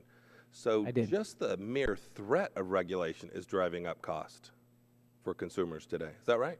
Not at all. It's providing a signal where the smart utilities that are looking forward, doing long-term planning, are able to make better resource decisions. I would say it's lowering costs, and again, in many parts of the country. Wow, how about that? So it's lowering costs for them to anticipate some future cost increase on their business. That's, having been a small businessman for a long time, that is fascinating economics. I also am a small businessman. Yeah. We try to do good planning. Fascinating. I'll yield back. This time I recognize the gentleman from Texas, Mr. Green, for 5 minutes. Thank you, Mr. Chairman, and thank you for holding the hearing.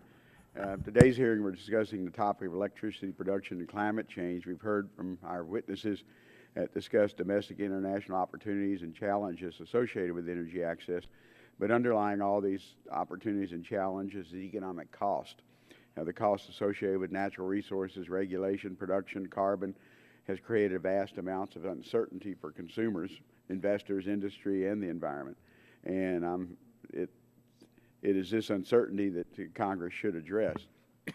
We must create a workable structure that deals with uncertainty, and the framework must remove these unknown variables and address environmental concerns and promote economic development. With saying all that, I have some questions.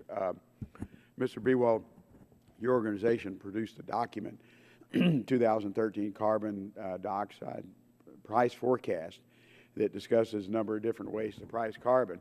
Under the social cost of carbon, the price of carbon is $23 to $37. Industry internally priced carbon at $6 to $60, which is a great spread. And regional cap and trade prices range from $2 to $11. First, what accounts for these wide disparities? Are they all using different formulas? Well, they're to some extent different things. And one of the questions I answered earlier had to do with the price of carbon in terms of compliance versus the social cost of carbon. So the social costs, those higher numbers, are associated with the damages imposed on people outside of the system from the emissions. The medium numbers, I believe, that you referred to, have to do typically with the cost of compliance, so the marginal price. If you had a cap and trade system comprehensive for the country, this is where the price might be, the kind of prices that I showed where utilities are anticipating the cost. And then the lower numbers are for some of the cap and trade systems in place today. Okay. I represent a very industrial district in Houston, refineries, chemical plants, and I know the issue with EPA now is looking at new power generation plants. We know the carbon emitted from a coal plant, and in Texas we use everything, coal, natural gas. I don't think we use fuel oil, but a lot of our rural areas we use propane. But on the cost of fuel switching is a good example. And I want to ask from our co-op in Arkansas, because of your baseline base fuel is coal, and I know Arkansas traditionally has produced natural gas, and we're seeing some very low prices except for the last month when we've had such, although my producers obviously like the $5 or $6, but we don't think it'll stay there. What would be the carbon cost, for example, if you used your base load in Arkansas, use natural gas instead of coal? What would it cost? Is coal that much cheaper than a pipeline from, say, South Texas to be able to fuel switch to natural gas? Yes, sir. Coal is our least cost resource. The existing coal fleet that we have, when you exclude the Turk plant that's that you're well aware of, is about 2.3, 2.4 cents. You get up in the gas range, you're going to be up in that 4 cents kilowatt hour on the wholesale basis. Now, again, my disclaimer here is I'm a distribution guy, but obviously I keep up with our generation resources. But yes, natural gas is more expensive. And what worries me is what happens when the next debate moves on to natural gas because of its carbon emissions. Well, and that's the issue, but unless scientists are changing their opinions, we know carbon would be about half what it would be for coal. But somewhere along the way, that's where I get back to the cost. You know, the ratepayer is going to end up paying for that cost. Yes, now, if we see, you know, people really do want to deal with carbon, then we need to make sure that the ratepayers understand there's a cost to doing that. And although I have to admit in Texas we also produce more wind power than everywhere else in the country, and it is cheap. In fact, even ERCOT in our recent problem with reliability said if we hadn't had that 10,000 megawatts of wind power, we would have probably had rolling blackouts through Texas. And if in Texas we're lacking energy, electricity production, no telling what the rest of the country is, because we use, like I said, everything except for hydropower. We just don't have enough rivers that have any fall to be able to deal with hydropower. Mr. Chairman, I know I'm out of my time, but I appreciate because that's the issue, the cost and how much both our customers, your grandmother, but also your industry in Arkansas can afford to be there. And with natural gas, we're seeing expansion of a lot of plant capacity simply because it is cheaper. Thank you. Thank you. And this time I recognize the gentleman from Illinois, Mr. Ken. 5 minutes. Thank you, Mr. Chairman. I was in microphone no man's land, so I'll move here. I appreciate you bringing this hearing together in order to focus on the benefits of having access to affordable and reliable electricity. Not only do individual households reap the benefit of our country's vast energy resources on a daily basis, but so does our economy. The industrial sector in the United States accounts for about 1/3 of all end-use energy consumption, while filling about 14% of our GDP. What this means is that access to our country's affordable and reliable energy puts domestic production and employment in the manufacturing industry at a competitive advantage as compared to others around the world. In fact, I had an interesting meeting recently in Germany in which many of the German CEOs informed me of that very fact and the much better competitive environment here in the United States than even in Europe. Lower input prices tend to lead to higher output that can in turn lower prices for consumers. Lower prices lead to less demand for imported products and help create jobs domestically, which are all good things. In Illinois, over 90% of our electricity generation comes from nuclear and coal power plants, which seem to both be under constant regulatory threats to their existence. In my district alone, I have 4 nuclear power plants providing grid and price stability to consumers throughout our region. I believe I have the most of any congressman out there. Without the availability of this baseload power, there's no doubt that energy prices would skyrocket and the stability of the energy grid would plummet. Not only would this be bad for households, but it also creates an environment in which manufacturers will have to deal with yet another hurdle in order to compete on a global market. Unfortunately, as is often the case, government regulations have put up roadblocks to this sector of the energy industry. In just the past 5 years, 5 nuclear power plants have either retired or announced their plans to retire in the near future. And that's baseload power that's critical to the reliability of the system that, unlike some other forms of power generation, we can't just flip a switch to turn back on. In addition to this, a large portion of nuclear industry is getting to the end of their current licensing lifespans. As it currently stands, existing operating licenses for over 7,500 megawatts of capacity are scheduled to expire before 2023. 2 of those reactors are in my district in Illinois. This threat of closure due to relicensing requirements is real and is something that I believe we should all take very seriously. The Foreign Affairs Committee, which I also sit on, just held a markup on the Electrify Africa Act, and I believe Dr. Moss mentioned that in his opening statement. It's bipartisan legislation that states it is U.S. policy to encourage access to electricity through the development of a multi-year strategy to assist countries throughout that region. I actually recently visited Liberia, and I saw the stark contrast between those in Liberia and how they live and those in the United States. And because it was a country that chewed itself up with civil war, you have basically a lost generation, a lost decade. And in many cases, though I think there's hope for Liberia in the future, it's sometimes hard to find because of what happened. So Dr. Moss, my first question is for you. What's a level of electricity that we would consider meaningful access for the poor in Africa and other nations? And is it enough to power a few light bulbs for each person through the year or to provide such necessary for people to have refrigeration, sanitation, efficient water delivery, things like that?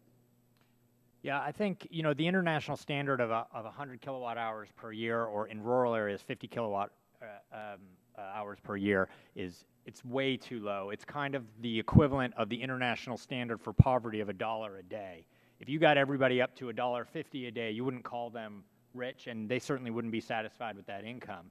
The exact level, probably something closer to 4,000, 5,000 kilowatt hours per year would be a better international standard that would be, you know, would provide a dignified and dignified life that people could use the appliances that in Europe, United States, and other developed parts of the world that we take for granted. Well, thanks. And I think it's interesting, too, if you actually look at the advances that Africa has made. I mean, you know, back in the 80s and 90s, we were constantly seeing videos of people on the edge of starvation. And that number of people on the edge of starvation has reduced, but we still have a huge poverty problem, obviously, in Africa. And when you deny people energy, you deny them opportunity to be entrepreneurs, to build businesses, and to grow themselves out of that situation. How far do we have to go to get to a point where the poorest of Africa have access on the order of, say, Great Britain or China? Obviously, I don't want to look into a crystal ball on that. I would say that, you know, there's decades of investment that have to come. And it's both at the consumer level for individuals. And I should add that the analogy to cell phones, of being able to leapfrog cell phones, I actually, until we can project electricity through the air, the actual lesson from cell phones is that you can create a commercial, the commerce can be based on mobile phone payment systems. I was not that long ago in Namibia, and they have a pay-as-you-go scratch card for electricity. And that being able to do that allows poor people to pay for their electricity, which is necessary for commercial sustainability. And we've seen from cell phones that even poor people are willing to pay for services if they work. So I think there's a lot of potential there. Thank you. And as I wrap up, I'll just say, you know, I think developing the electrical grid in Africa is important to help them withstand weather disasters, to reduce the need for U.S. and foreign aid, and obviously help us to live in a much better, peaceful world. Mr. Chairman, thank you. This time I recognize the gentleman from Texas, Mr. Olson, for 5 minutes. I thank the chair and welcome to our witnesses. On January 10th of 1901, the Spindletop well near Beaumont, Texas, started gushing oil. My home state, Texas, rightfully became the face of oil in America. But a century later, that face has changed. We're still the face of oil, we're the face of coal, the face of natural gas, the face of nuclear power, the face of solar power, the face of wind power. As my colleague Gene Green mentioned, we're the #1 wind producer in America right now. We have a true diversified energy portfolio, which has allowed our state, my state, to become the fastest growing state in the country. 3 million people moved to Texas between 2000 and 2010. But that growth is being threatened. The administration is conducting a war on coal. Nuclear power here in America is on hold. And tax credits for wind are putting our baseload power under pressure. Our grid's reliability is uncertain in the future in many ways. My first question is for you, Mr. Coleman. And I know that Arkansas is different from Texas, but can you please go into more detail on why wind is an important source, but not one that we can build a grid around? And you said wind, sir? Wind, sir, yes, sir. Again, we're #1, but we can't build a grid around that. Well, we can't build a grid around anything, in my opinion, except baseload generation. You know, we do have wind assets, and when the wind blows, we have those assets, the peaking power that they provide. But I am unable to meet the obligation that I have to serve my members if Arkansas Electric Cooperative has to base their portfolio around wind. We have to have the baseload generation. If I've learned anything in the last few months, Lord hope I have learned something, because we've had a tough winter in Arkansas. I don't know how Texas has been, but Arkansas has had a tough winter. We've got more to come. But our baseload coal generation is our hedge against the volatilities that we see of natural gas, of the ineffectiveness of wind and solar. But we cannot, as you said, base our portfolio around wind technology. We'll utilize it. It'll be part of the mix. The mix does matter, and it's an all-of-the-above strategy, just as you mentioned Texas has. Yes, sir. Thank you. Next question for you, Dr. Moss. And first of all, having a 13-year-old son who'll be 14 in April, your boy is amazing. But I know he's getting very hungry right now, so my questions will be very brief. I want to talk about India.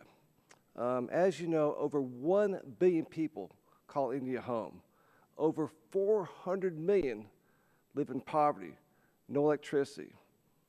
That's more than the entire population of America. And I saw this firsthand. I went on a trip before Christmas. Wealth and poverty, you know, opulence next to staggering poverty, right side by side. You said that allowing OPEC to invest in gas plants would bring electricity to 60 million more people focused on renewables alone, without folks. Let me get this straight. You said that allowing OPEC to invest in gas plants would bring electricity to 60 million more people than focusing on renewables alone. And while Chairman Emeritus Dingell is leaving us, his examples persist. I'll ask you some yes or no questions and get your son to have his lunch here. Are those 6 million people more likely to face illness and see higher child mortality, more deaths? Those 60 million people without getting that power? More? Yes or no? Sorry, without getting power? Yes, okay. Yes or no? Are they more likely to remain on crude sources of heat and power than dirtier and inefficient sources? Yes. are they more likely to stay in severe poverty? Do you believe that, regarding India, is there any downside to exporting LNG, liquefied natural gas, to India, in your opinion? Downside for the United States, India, anybody in the world? Big picture. No downside. One final question. Do you believe that current American policies on power in the developing world would leave people in the dark who would otherwise see electrification? And you can elaborate on that one. Yes, it will. I mean, it depends a lot what happens with the next, a lot of the regulations we're changing the FY14 appropriations bill, so it'll depend a lot what happens next year. Okay, that's all my questions. It's time for lunch. Enjoy your lunch, Mr. Olson. This time, I'd like to recognize the gentleman from Virginia, Mr. Griffith, for 5 minutes. He thought he was last. He forgot about me. Thank you all for being here. This is important. I will tell you that several years ago, then Administrator of the EPA, Lisa Jackson, was in. We were debating the authority to regulate greenhouse gases. Obviously, the case of Massachusetts versus EPA set up the principle that they could. It didn't say that they had to. It just said they could if they found that it was harmful from a health standpoint. I asked her at that time, I said, okay, your testimony here today, I was last then also. Your testimony here today has all been about global warming and how hotter temperatures cause people to have more heart attacks and strokes. But what happens when somebody like people in my district cannot afford to pay their bill, cannot afford to buy their fuel? The cost has gone up too high for their electricity and they cannot heat their home in the wintertime. Did you all study that? I asked her that question. Her response to me at that time was, and I may be paraphrasing, but pretty darn close, was, well, we have programs to take care of those people. Mr. Coleman and Chairman Finley, I ask you, when you hear these stories of people who are not taking their medications, or you hear stories of people who can't pay their bill, are there always programs to take care of those people, or does the money run out like it sometimes does in my district in a hard winter by the time you get to the end of February? The money runs out. Chairman Finley? We do the best we can to have support for people who can't pay, but for many there is not enough money there. And so, you know, I have to question the underlying finding by the EPA that they have the authority to regulate these greenhouse gases because they studied one half of the problem, the rising temperature, but they never looked at what happens when you make those costs go up for the poor people in our country, for the working folks, for the middle class.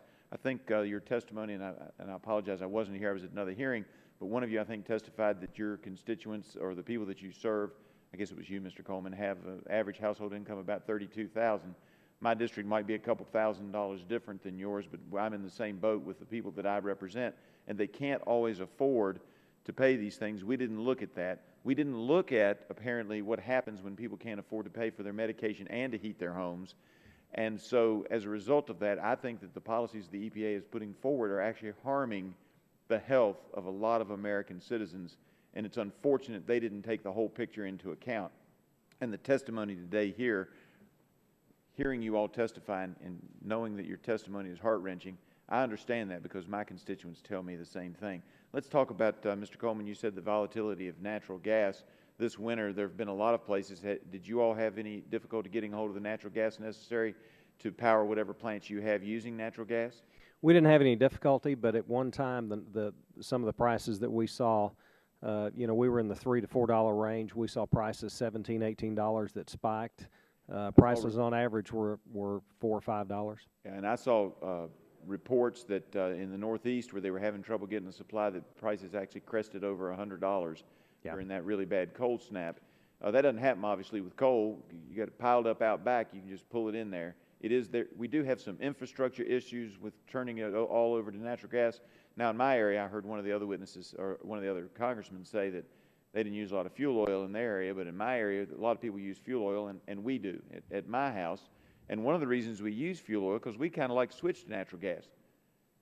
But there's no pipe that comes to our house. I live just on the other side of the interstate. And it's just too costly to bring that pipe across the Interstate 81 to my neighborhood. So I don't have the ability to get natural gas. Might be able to get propane. Do you find that to be a problem for some of the folks in North Carolina, Chairman Finley? Yes, sir, it is a problem. We've done a good job, I think, in expanding the pipeline facility. 12 years ago, I was in your situation in the middle of Raleigh. My old 40-year-old furnace, oil furnace, went out in the coldest day of the winter, and the pipeline was about 20 yards up the street. And they couldn't get it there for 3 weeks, and I couldn't wait for 3 weeks, so I had to put an oil furnace back in. Yep. And so this is a problem that real people, not ivory tower folks at the EPA or even in the halls of Congress are facing.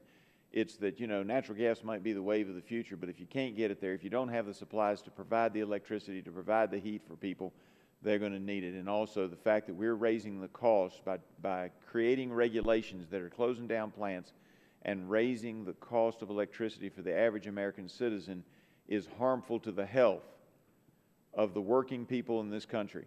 Mr. Chairman, I appreciate the opportunity to have this hearing, and I yield back. I would say, if I might, that for our friends at PSNC, that they have run the line down to my house, and I do have natural gas now. You're chairman, so you've got influence, right? Well, Mr. Griffin, thank you, and I want to thank you all for coming this morning to testify. We appreciate the insights that all of you provided on a rather vexing issue. And that will conclude the hearing. I would like to ask unanimous consent to enter into the record the Electric Reliability Coordinating Council's document entitled What the Cold Snap Tells Us About EPA Carbon Rules, as well as a letter we received from the CEOs of 5 nuclear power plants. A letter from the CEOs to the EPA relating to EPA's pending cooling tower rules and the fact that that may cause the premature retirement of a significant portion of the nuclear fleet. And then I want to clarify the fact that when I was talking about Southern Company, I want to make sure that I said 75% of Southern Company's coal-fired generating plants scheduled to be retired were operated during the cold spell, and that's like 3,300 megawatts. So those that were scheduled to be retired were operating, and certainly when they're retired, that'll be the end of it. And also ask unanimous consent that we enter into the record energy access and the true cost of fossil fuel projects in Africa. So with that, the record will remain open for 10 days, and we look forward to working with all of you as we move forward, and thank you again for your time.